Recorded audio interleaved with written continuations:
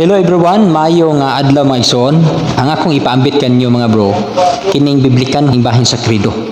Kining krido gikan ni sa Latin nga poong nga nagpasabot og mituo ako. Ang krido mga igsoon, doon na ni 12 ka artikulo. Tungod kay ang matag artikulo ini gipasukad man gyud ni sa mga pagtulunan sa mga apostoles. Mga 12 ka artikulo ang krido. Ang krido nga gibansay diha sa atong simbahan, doon na ni duha. Una, kini gitawag nato og Nicene Creed nga kasagaran nato bitaw na nga igamit diha sa Santos nga misa. O ang ikaduha kining Apostles Creed nga mo nay atong gigamit diha sa Santos nga Rosario. Ato kining tagsa-tagsaon karon nga ang matag artikulo sa krido ipasukad gyud kini diha sa Belang Kasulatan.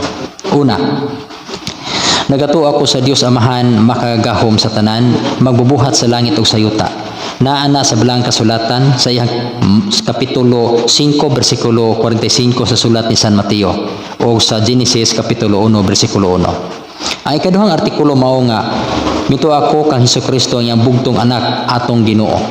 Nga ato nang mabasa diha sa San Mateo 3 sa iyahang bersikulo 17. Ang ikatulong artikulo mao ang gipanampun sa lalang sa Espiritu Santo o gianak ni Santa Maria ang Birhen.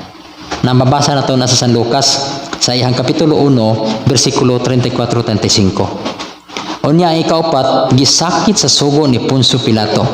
Mabasa nato sa San Juan sa iyang kapitulo 19 bersikulo 16. Og mikunsad siya sa mga nangamatay og sa ikatulo ka adlaw na banhaw. Mabasa nato na sa 1 Pedro 3:19-20 o sa San Mateo 28:1-10. Ikaw nom, misa ka sa langit ug nagalingkod sa tuo sa Dios Amahan makagagahom sa tanan. Ato na mabasa sa Hebrehanon 1:3 ug Marcos 14:36. Gikan dito mobalik siya aron paghukom sa mga buhi ug sa mga minatay. Ato na mabasa sa unang Tesalonica 16:17 ug Mateo 16:27.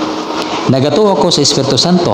Mabasa nato na sa San Juan sa iyang kapitulo 14 bersikulo 15 ngadto sa 17. Ug naa po na sa mga buhat sa mga apostoles sa kapitulo 1 bersikulo 8. Mituo ako sa Santa Iglesia Katolika.